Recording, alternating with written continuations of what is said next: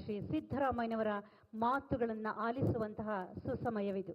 ಸ್ವಾಗತಿಸಿ ಬಂಧುಗಳೇ ಶ್ರೀ ಸಿದ್ದರಾಮಯ್ಯನವರು. Ladies and gentlemen, please put your hands together and welcome the Honorable Chief Minister of Karnataka, Shri Siddaramaiah.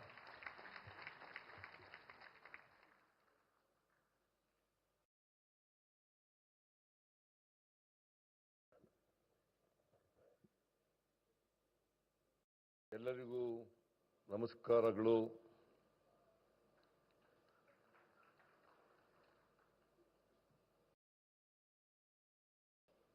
ರಾಷ್ಟ್ರದ ಪ್ರಧಾನಮಂತ್ರಿಗಳಾದಂಥ ಸನ್ಮಾನ್ಯ ಶ್ರೀ ನರೇಂದ್ರ ಮೋದಿಯವರೇ,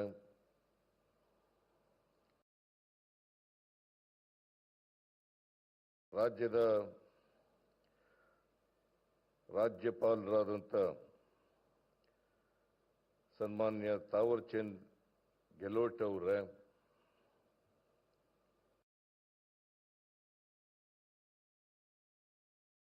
ವಸತಿ ಮತ್ತು ನಗರ ವ್ಯವಹಾರಗಳ ಹಾಗೂ ವಿದ್ಯುತ್ ಸಚಿವರಾದಂಥ ಶ್ರೀ ಮನೋಹರ್ ಲಾಲ್ ಖಟ್ಟರ್ ಅವರೇ, ರೈಲ್ವೆ ಸಚಿವರಾದಂಥ ಹಾಗೂ ಮಾಹಿತಿ ಮತ್ತು ಪ್ರಸಾರ ವಿದ್ಯುನ್ಮಾನ ಸಚಿವರಾದಂಥ ಶ್ರೀ ಅಶ್ವಿನಿ ವೈಷ್ಣವ್ ಅವರೇ,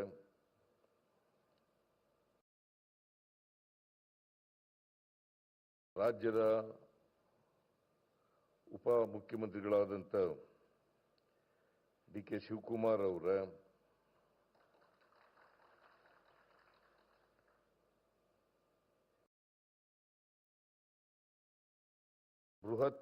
ಬೃಹತ್ ಕೈಗಾರಿಕೆ ಮತ್ತು ಉಕ್ಕು ಸಚಿವರಾದಂಥ ಮಾನ್ಯ ಎಚ್ ಡಿ ಕುಮಾರಸ್ವಾಮಿ ಅವರೇ,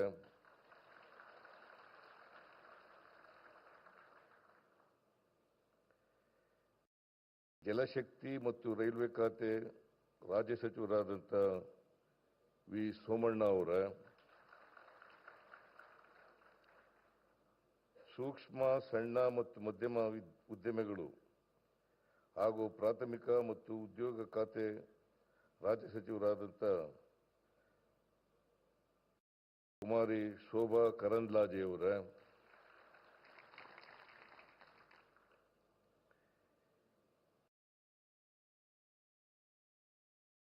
ಸಚಿವರಾದಂಥ ಬೈರತಿ ಸುರೇಶ್ ಅವರೇ,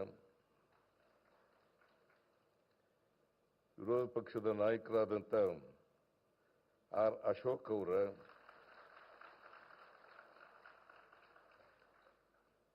ಬೆಂಗಳೂರು ದಕ್ಷಿಣ ಲೋಕಸಭಾ ಕ್ಷೇತ್ರದ ಲೋಕಸಭಾ ಸದಸ್ಯರಾದಂಥ ಶ್ರೀ ತೇಜಸ್ವಿ ಸೂರ್ಯ ಅವರೇ,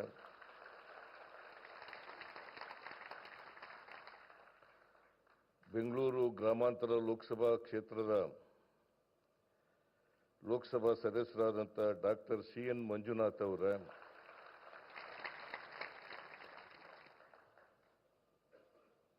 ಭಾರತೀಯ ಜನತಾ ಪಕ್ಷದ ರಾಜ್ಯ ಅಧ್ಯಕ್ಷರಾದಂಥ ಶಾಸಕರು ಆದಂಥ ಶ್ರೀ ವಿಜಯೇಂದ್ರ ಅವರೇ,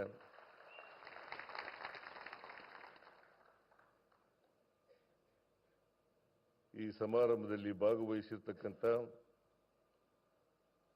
ಆತ್ಮೀಯ ಮಹಿಳೆಯರೇ ಮತ್ತು ಮಹನೀಯರೇ, ಮಾಧ್ಯಮದ ಸ್ನೇಹಿತರೇ, ನಾನು ಮೊದಲಿಗೆ ಕರ್ನಾಟಕ ಸರ್ಕಾರದ ವತಿಯಿಂದ ಸನ್ಮಾನ್ಯ ಪ್ರಧಾನಮಂತ್ರಿಗಳಾದಂಥ ನರೇಂದ್ರ ಮೋದಿ ಅವರಿಗೆ ಬೆಂಗಳೂರಿಗೆ ಬಂದು ರೈಲ್ವೆ ಹಳದಿ ಮಾರ್ಗ ಮತ್ತು ಮೆಟ್ರೋ ರೈಲ್ 3ನೇ ಹಂತದ ಉದ್ಘಾಟನೆ ಶಂಕುಸ್ಥಾಪನೆ ಇದನ್ನು ನೆರವೇರಿಸಲಿಕ್ಕೆ ಬಂದಿರತಕ್ಕಂಥ ಸನ್ಮಾನ್ಯ ನರೇಂದ್ರ ಮೋದಿ ಅವರಿಗೆ ಸ್ವಾಗತವನ್ನು 7 ಕೋಟಿ ಕನ್ನಡಿಗರ ಪರವಾಗಿ ಬಯಸುತ್ತೇನೆ. ಹಾಗೆಯೇ ವೇದಿಕೆ ಮೇಲಿರ್ತಕ್ಕಂಥ ಎಲ್ಲ ಆಹ್ವಾನಿತ ಅತಿಥಿಗಳಿಗೆ ಕರ್ನಾಟಕ ಸರ್ಕಾರದ ಪರವಾಗಿ ಸ್ವಾಗತವನ್ನು ಬಯಸ್ತಾ ಇದ್ದೇನೆ.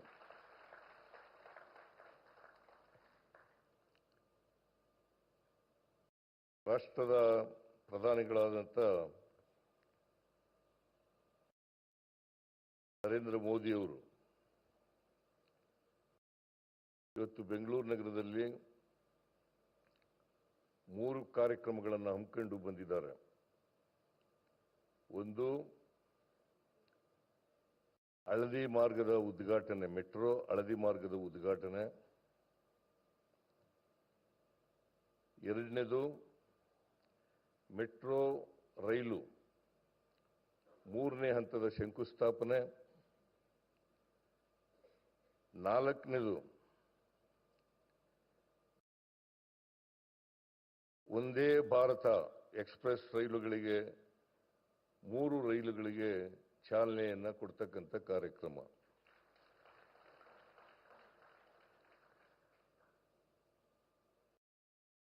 ಈ 3 ಕಾರ್ಯಕ್ರಮಗಳಿಗೆ ಇವತ್ತು ಬೆಂಗಳೂರು ಬಂದು ಆ ಕಾರ್ಯಕ್ರಮದಲ್ಲಿ ಭಾಗವಹಿಸಿ ಅವುಗಳನ್ನು ಉದ್ಘಾಟನೆ, ಚಾಲನೆ ಮತ್ತು ಶಂಕುಸ್ಥಾಪನೆಯನ್ನು ನೆರವೇರಿಸಿದ್ದಾರೆ. ನಿಮಗೆಲ್ಲ ಗೊತ್ತಿದೆ, ಬೆಂಗಳೂರು ಮೆಟ್ರೋ ಪ್ರಾರಂಭ ಆದದ್ದು 2005.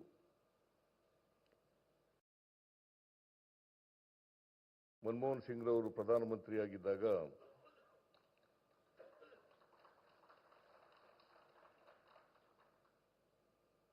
ಬೆಂಗಳೂರು ಮೆಟ್ರೋವನ್ನು ಪ್ರಾರಂಭ ಮಾಡಿದರು.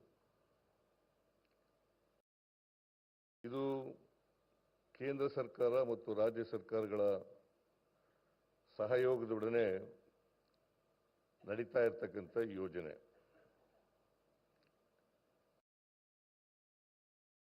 ಈ 2 ಕೇಂದ್ರ ಮತ್ತು ರಾಜ್ಯ ಸರ್ಕಾರಗಳ ಒಪ್ಪಂದ ಏನಪ್ಪಾ ಅಂತಂದ್ರೆ, ಈ ಯೋಜನೆಗೆ ಕೇಂದ್ರ ಸರ್ಕಾರ 50%, ರಾಜ್ಯ ಸರ್ಕಾರ 50%,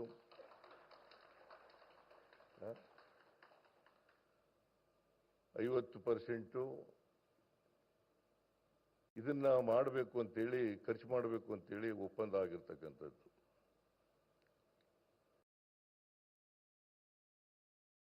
ಆದರೆ ನಿಮಗೆ ತಿಳಿಸಬೇಕು ಅಂತಂದ್ರೆ,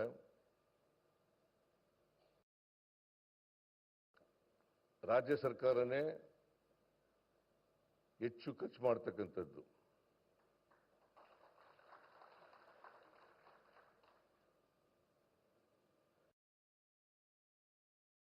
ಕೇಂದ್ರ ಸರ್ಕಾರ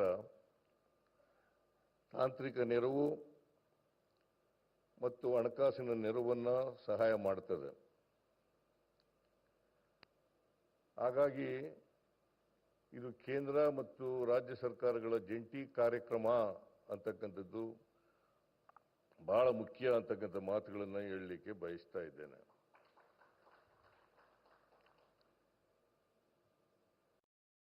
ಈಗಾಗಲೇ 96.10%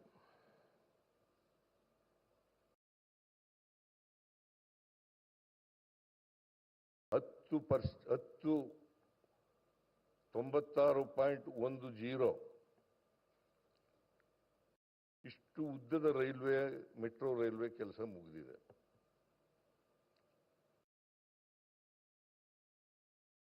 ಇದಕ್ಕೆ ರಾಜ್ಯ ಸರ್ಕಾರ ಸುಮಾರು 25,387 ಕೋಟಿ ರೂಪಾಯಿಗಳನ್ನು ಖರ್ಚು ಮಾಡಿದೆ.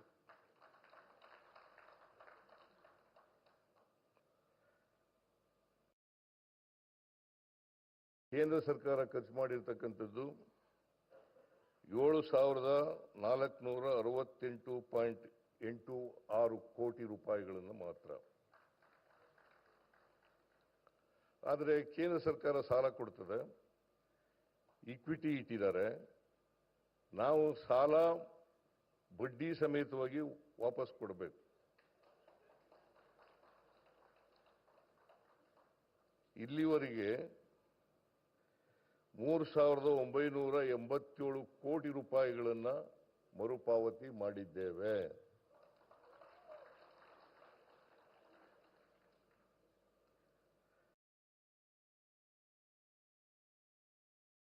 ಈ ಹಳದಿ ಮಾರ್ಗ ಇವತ್ತು ಉದ್ಘಾಟನೆ ಆಗಿದೆ.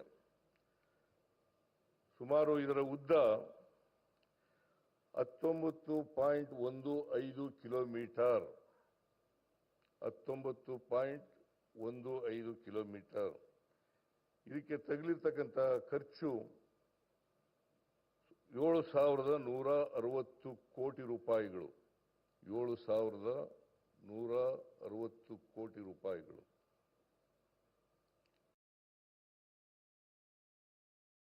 ಇದರಿಂದ ಸುಮಾರು 3.5 ಲಕ್ಷ ಪ್ರಯಾಣಿಕರು ಪ್ರತಿ ದಿನ ಟ್ರಾವೆಲ್ ಮಾಡಲಿಕ್ಕೆ ಸಾಧ್ಯ.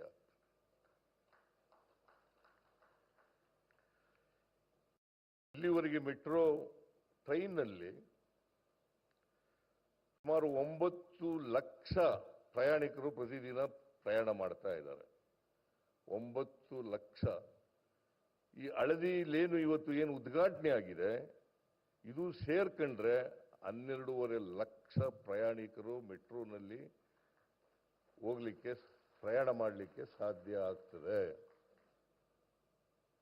ಇದರ ಉದ್ದೇಶ ಏನಪ್ಪಾ ಅಂತಂದ್ರೆ, ಬೆಂಗಳೂರು ನಗರ ಬಹಳ ವೇಗವಾಗಿ ಬೆಳೀತಾ ಇರತಕ್ಕಂಥ ನಗರಗಳಲ್ಲಿ ಒಂದು. ಈ ನಗರದಲ್ಲಿ ಟ್ರಾಫಿಕ್ ಬಹಳ ಜಾಸ್ತಿ ಇದೆ. ಈ ಟ್ರಾಫಿಕ್ ಅನ್ನ ಕಡಿಮೆ ಮಾಡಲಿಕ್ಕೋಸ್ಕರವಾಗಿ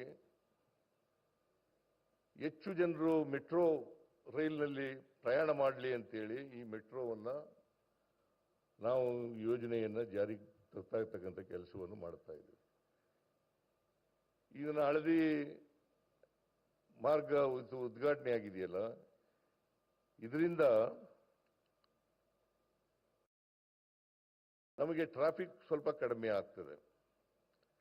2030ನೇ ಇಸ್ವಿಗೆ 220 ಕಿಲೋಮೀಟರ್ ಉದ್ದದ ಮೆಟ್ರೋವನ್ನ ಮಾಡಬೇಕು ಅಂತಕ್ಕಂಥದ್ದು ನಮ್ಮ ಕೇಂದ್ರ ಸರ್ಕಾರದ ಉದ್ದೇಶ. ಅದು ಆದರೆ 30 ಲಕ್ಷ ಪ್ರಯಾಣಿಕರು ಪ್ರತಿದಿನ ಮೆಟ್ರೋ ರೈಲ್ನಲ್ಲಿ ಪ್ರಯಾಣ ಮಾಡಲಿಕ್ಕೆ ಸಾಧ್ಯ ಆಗ್ತದೆ. ಈಗಾಗಲೇ ನಾವು 1, 2, 2A, 2B ಇವುಗಳನ್ನು ಮುಗಿಸ್ತಾ ಬಂದಿದ್ದೀವಿ.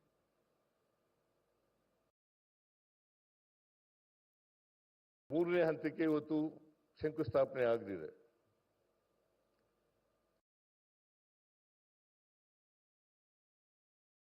A ಯೋಜನೆಗೆ ಕೂಡ DPR ರೆಡಿಯಾಗಿದೆ. ಕೇಂದ್ರ ಸರ್ಕಾರಕ್ಕೆ ಕಳಿಸಿಕೊಟ್ಟಿದ್ದೀವಿ ನಾವು. ಅದಕ್ಕೆ ಅನುಮೋದನೆಯನ್ನು ಕೊಟ್ಟರೆ ಅದನ್ನು ಕೂಡ ಶುರು ಮಾಡಲಿಕ್ಕೆ ಸಾಧ್ಯ ಆಗ್ತದೆ. ಆಮೇಲೆ ಮೆಟ್ರೋ 4ರಲ್ಲಿ 53 ಕಿಲೋಮೀಟರ್ ಉದ್ದ ಇರ್ತಕ್ಕಂಥದ್ದು. 53 ಕಿಲೋಮೀಟರ್ ಉದ್ದ ಇರ್ತಕ್ಕಂಥದ್ದು. ಅದು ಆದರೆ 1, 2, 2A, 2B ಮತ್ತು 3 ಹಂತ 3ನೇ A ಆದರೆ 4ನೇದು ಕೂಡ ಆಗತ್ತೆ ಅಂತಕ್ಕಂಥ ಇದನ್ನ 2030 ಒಳಗಡೆ ಮುಗಿಸಿ 2030 ಒಳಗಡೆ ಮುಗಿಸಿ ನಾವು 30 ಲಕ್ಷ ಪ್ರಯಾಣಿಕರಿಗೆ ಮೆಟ್ರೋ ಟ್ರೈಲ್ನ ಉಪಯೋಗವನ್ನು ಮಾಡಿಕೊಡ್ತಕ್ಕಂಥ ಕೆಲಸವನ್ನು ಮಾಡ್ತೇವೆ. ಇದರಿಂದ ಬೇಕಾದಷ್ಟು ಟ್ರಾಫಿಕ್ ಪ್ರೆಷರ್ ಇದೆಯಲ್ಲ, ಆ ಒತ್ತಡ ಕಡಿಮೆ ಆಗಲಿಕ್ಕೆ ಸಾಧ್ಯ ಆಗ್ತದೆ. ಇದನ್ನು ಕರ್ನಾಟಕ ಸರ್ಕಾರ ಮಾಡ್ತದೆ ಅಂತಕ್ಕಂಥ ವಿಶ್ವಾಸ ನನಗಿದೆ.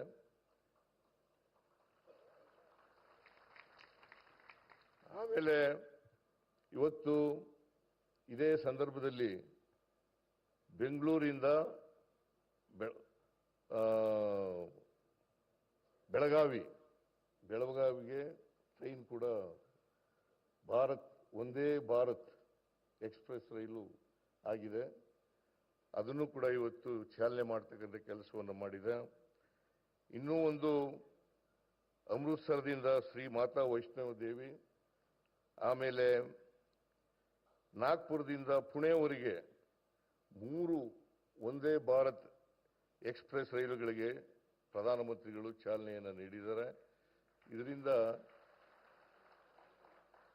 ಹೆಚ್ಚು ಅನುಕೂಲ ಆಗ್ತದೆ ಅಂತಕ್ಕಂಥ ಮಾತುಗಳನ್ನು ಈ ಸಂದರ್ಭದಲ್ಲಿ ಹೇಳಲಿಕ್ಕೆ ಬಯಸ್ತಾ ಇದ್ದೇನೆ. ಆದರೆ ಒಂದು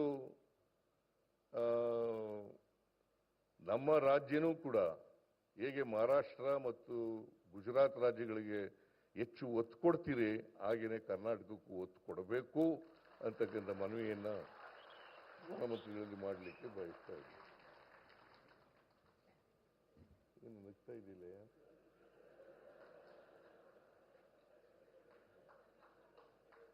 ಅಂತ ಹೇಳಿ ಪ್ರಧಾನಮಂತ್ರಿಗಳು ಹೆಚ್ಚು ಸಹಾಯವನ್ನು ಇದಕ್ಕೆ ಮಾಡಬೇಕು ಅಂತಕ್ಕಂಥ ಮಾತುಗಳನ್ನು ಹೇಳ್ತಾ ಮತ್ತೊಮ್ಮೆ ಪ್ರಧಾನಮಂತ್ರಿಗಳಿಗೆ ಸ್ವಾಗತವನ್ನು ಕೋರಿ ನನ್ನ ಮಾತುಗಳನ್ನು ಮುಗಿಸ್ತೇನೆ. ನಿಮ್ಮೆಲ್ಲರಿಗೂ ನಮಸ್ಕಾರ. ಜೈ ಹಿಂದ್, ಜೈ ಕರ್ನಾಟಕ.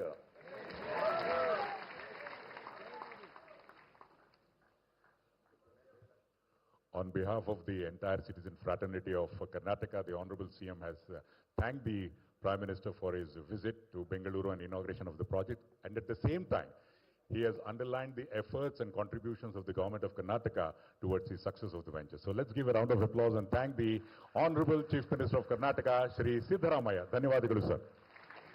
ಬಂಧುಗಳೇ,